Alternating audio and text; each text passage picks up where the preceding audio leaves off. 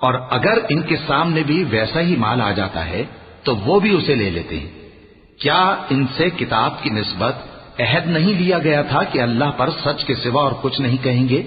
اور جو کچھ اس کتاب میں ہے اس کو انہوں نے پڑھ بھی لیا ہے، اور آخرت کا گھر پرہیزگاروں کے لیے بہتر ہے، کیا تم سمجھتے نہیں؟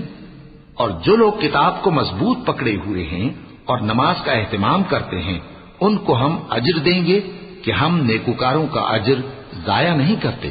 اور جب ہم نے ان کے سروں پر پہاڑ اٹھا کھڑا کیا گویا وہ سائبان تھا اور انہوں نے خیال کیا کہ وہ ان پر گرتا ہے، تو ہم نے کہا کہ جو ہم نے تمہیں دیا ہے اسے زور سے پکڑے رہو، اور جو اس میں لکھا ہے اسے یاد رکھو تاکہ پرہیزگار بن جاؤ۔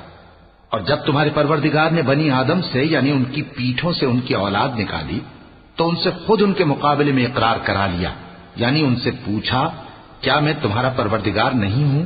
وہ کہنے لگے کیوں نہیں، ہم گواہ ہیں کہ تو ہمارا پروردگار ہے۔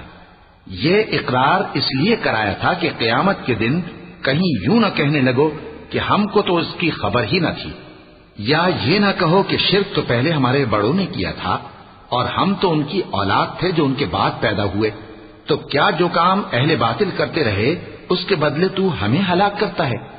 اور اسی طرح ہم اپنی آیتیں کھول کھول کر بیان کرتے ہیں تاکہ یہ رجوع کریں۔